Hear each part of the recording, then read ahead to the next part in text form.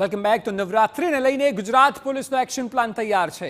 રાજ્ય પોલીસ વડા વિકાસ સહાયની TV9 સાથે ખાસ વાતચીત. નવરાત્રિમાં સુરક્ષા મુદ્દે ડીજીપી વિકાસ સહાયનું મોટું નિવેદન. 70,000થી વધુ પોલીસકર્મીઓ ખડે પગે રહેશે.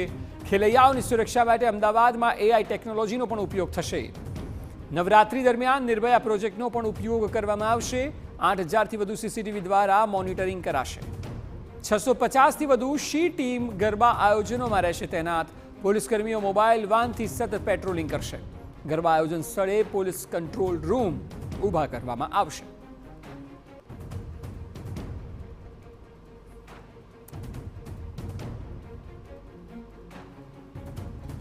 નવરાત્રિને હવે ગણતરીના દિવસો બાકી છે ત્યારે ખેલૈયાઓ ખૂબ જ કહી શકાય કે નવરાત્રિની મજા માણે, ગરબે ઝૂમે ને તેની સાથે કાયદો અને વ્યવસ્થા પણ જળવાઈ રહે તેની માટેની શું તૈયારીઓ કરવામાં આવી છે પોલીસ દ્વારા સમગ્ર મુદ્દે વાત કરવા માટે આપણી સાથે રાજ્યના પોલીસ વડા વિકાસ સહાયજી ઉપસ્થિત છે. સર, નવરાત્રિ ખૂબ જ મહત્વનો તહેવાર, ગુજરાત માટે ગરબા એક દેશની ઓળખ બની છે ત્યારે ગુજરાતમાં આ વખતે નવરાત્રિ માટેની કોઈ ખાસ ગાઈડલાઈન કે જે પાલન કરવી મહત્વની રહેશે તેવી જો વાત કરવામાં આવે તો શું છે? ગુજરાત રાજ્યમાં આમ જનતા આ નવરાત્રિના સમયે ખૂબ ઉત્સાહ સાથે, ખૂબ ઉમંગ સાથે અને ચિંતામુક્ત વાતાવરણમાં ગરબા રમી શકે તે બાબતે અલગ અલગ સ્ટેક હોલ્ડર્સ હોય છે. સ્ટેક હોલ્ડર્સમાં કદાચ સૌથી મહત્ત્વપૂર્ણ જવાબદારી જે છે એ ગુજરાત પોલીસની છે અને ગુજરાત પોલીસની જવાબદારીની સાથે સાથે આમ જનતાની પણ અમુક જવાબદારીઓ છે અને ખાસ કરીને જે આયોજકો છે એમની પણ જવાબદારીઓ હોય છે. જ્યાં સુધી ગુજરાત પોલીસની તૈયારીની બાબત છે આપણે અલગ અલગ વિષયો પર ખાસ ભાર મૂકીએ છીએ અને અનુભવ ઉપરથી એમ આપણને લાગે છે કે કદાચ સૌથી મહત્ત્વપૂર્ણ ભૂમિકા જે ગુજરાત પોલીસની રહેશે એ રહેશે કે લોકો ખૂબ ચિંતામુક્ત વાતાવરણમાં અને ખાસ કરીને જ્યારે બહેનો ખૂબ મોટી સંખ્યામાં આ ગરબા રમતા હોય છે, મોડી રાત સુધી રમતા હોય છે, ત્યારે એમના મનમાં શાંતિ અને સલામતીની ભાવના રહે એ બાબતનું ખાસ એક વિષય ગુજરાત પોલીસ માટે રહે છે અને એના માટે અલગ અલગ કાર્યવાહી અમે લોકો કરીએ છીએ. સર, આપણે જે રીતે કીધું કે મહિલાઓની વાત કરીએ તો ખાસ કરીને જે ખેલૈયાઓ છે એની અંદર બહેનો હોય તેની સુરક્ષાને લઈને શી ટીમ છે કે પેટ્રોલિંગ છે, કેટલું પેટ્રોલિંગ આ 9 દિવસમાં જોવા મળશે? ખાસ કરીને બહેનો ને જે સલામતીની વાત કરીએ તો એમાં અલગ અલગ પ્રકારની કામગીરી ગુજરાત પોલીસ તરફથી કરવામાં આવી રહેલ છે. એક તો આપણે જાણીએ છીએ કે ગુજરાત પોલીસની જે શી ટીમ્સ છે એ ખૂબ સક્રિય છે. ગુજરાત રાજ્યના દરેક પોલીસ સ્ટેશનમાં એક શી ટીમ છે અને આ શી ટીમમાં મહિલા પોલીસ અધિકારીઓ કર્મચારીઓ હોય છે, ગાડી હોય છે, ગાડીમાં વાયરલેસ સીટ ફિટ કરેલું હોય છે, કંટ્રોલ સાથે સતત સંપર્કમાં રહેતા હોય છે અને આ શી ટીમ્સની જે મહિલાઓ છે એ લોકોને ખાસ સૂચના આપવામાં આવી છે અને એની સાથે સાથે દરેક પોલીસ સ્ટેશનમાં જે મોબાઈલ્સ છે એ સિનિયર મોબાઈલ હોય, એડિશનલ મોબાઈલ્સ હોય, થર્ડ મોબાઈલ હોય, અલગ અલગ પ્રકારની મોબાઈલ્સ હોય છે.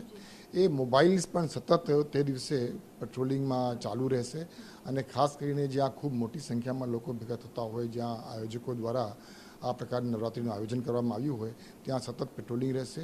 સિનિયરમાં સિનિયર અધિકારીઓ પણ હાજર રહેશે અને કાયદા અને વ્યવસ્થાના જે કંઈ પ્રશ્નો છે એ પ્રશ્નોને ઉકેલવા માટેના સતત પ્રયાસો કરતા રહેશે.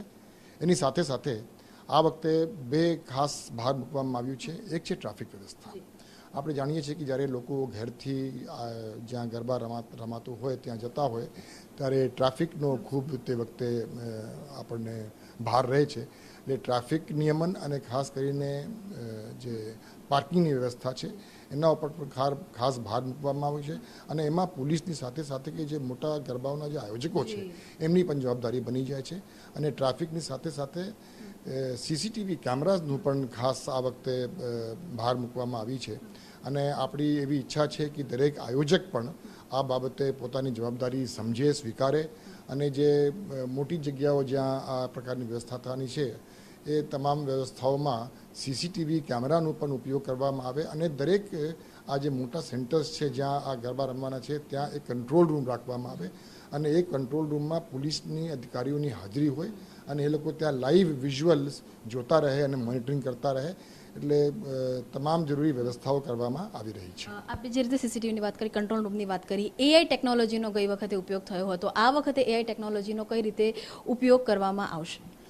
આ એક એમર્જિંગ ટેકનોલોજી છે અને ગુજરાત પોલીસના અમુક એકમોમાં એઆઈનો ઉપયોગથી, ફેશિયલ રિકગ્નિશનનો ઉપયોગથી આ વખતે કામ કરવામાં આવી રહેલ છે.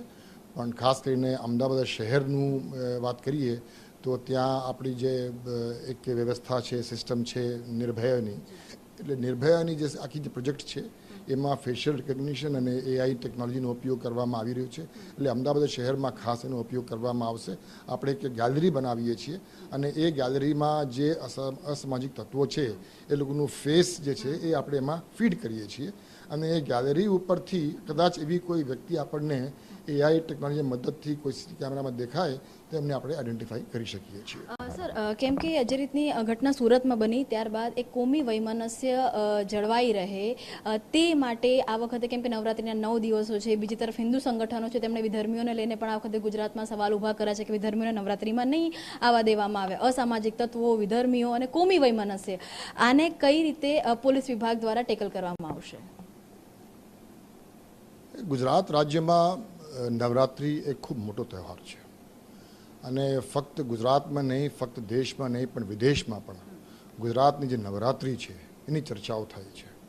અને ગુજરાત પોલીસની એક મોટી જવાબદારી બની જાય છે કે આ 9 દિવસ, 9 રાત્રે ખાસ કરીને એમાં તમામ નિયમોનું પાલન થાય અને કોઈ પણ અસામાજિક તત્વો હોય, એ કોઈ પણ સમાજના હોય, એ ગુજરાત રાજ્યની નવરાત્રિના વાતાવરણમાં કોઈ કૃત્ય ન કરી જાય તેના માટે અલગ અલગ પ્રકારની તૈયારીઓ આપણે કરીએ છીએ અને એમાં નિયમ મુજબ બધાએ કામગીરી કરવાનું રહેશે. એ બધાને ખૂબ સ્ટ્રિક્ટ સૂચનાઓ આપવામાં આવી છે. સંખ્યા પણ નક્કી કરાવી સર, પોલીસની કેટલી ટોટલ સંખ્યા આખા ગુજરાતમાં 9 દિવસમાં પેટ્રોલિંગ અથવા ઓન ટો જોવા મળશે? આખી ગુજરાત રાજ્યની પોલીસ એમાં ઓન ટો રહેવાના છે. આ એક આપણા માટે ખૂબ મોટો પર્વ છે. ખૂબ મોટો ઉત્સાહ અને ઉમંગનું એક વાતાવરણ જ્યારે થઈ રહ્યું છે ત્યારે ગુજરાત પોલીસ પોતાની જવાબદારી સમજે છે અને એમાં કોઈ ખાસ આ વખતે એવું નથી કે સિનિયર અધિકારીઓ માટે કે અન્ય લોકો માટે કોઈ રેસ્ટનો સમય મળશે. આપણે જાણીએ છીએ કે સાંજના 8-9 વાગ્યા પછી જ્યારે ગરબા ચાલુ થાય અને મોડી રાત સુધી આ રમતા હોય ત્યારે દરેક પોલીસ અધિકારી, દરેક પોલીસ કર્મચારી એલર્ટ રહેવાના છે. સર, જે રીતની વાત થઈ રહી છે કે મોડી રાત સુધી આ વખતે ગરબા થઈ શકશે, વેપારીઓ વેપાર કરી શકશે, પણ તો એ કેટલી મોડી રાત અને લાઉડ સ્પીકરને લઈને શું એક નિયમો નક્કી કરવામાં આવ્યા છે? જ્યાં સુધી લાઉડ સ્પીકરનો સવાલ છે, લાઉડ સ્પીકર માટે જે નિયમ છે અને સુપ્રીમ કોર્ટના જે ગાઈડલાઇન્સ છે એ આપણે બધા જાણીએ છીએ અને એ સુપ્રીમ કોર્ટના ગાઈડલાઇન્સની માં રહીને જ જે કાયદા અને વ્યવસ્થા માટે જાળવવા માટે જે કંઈ ગાઈડલાઇન્સ છે સુપ્રીમ કોર્ટની લાઉડ સ્પીકરની જે બાબત છે એમાં એનું પાલન અવશ્ય કરવાનું રહેશે અને દરેક આયોજકને આ બાબતે જાણ કરવામાં આવી છે. આજે ગુજરાત રાજ્યના દરેક પોલીસ એકમમાં વરિષ્ઠ પોલીસ અધિકારીઓ દ્વારા આયોજકો સાથે મિટિંગ કરવામાં આવી છે અને એ મિટિંગ્સમાં આયોજકોની જે જવાબદારીઓ છે એ જવાબદારીઓથી એમને માહિતગાર કરવામાં આવી છે.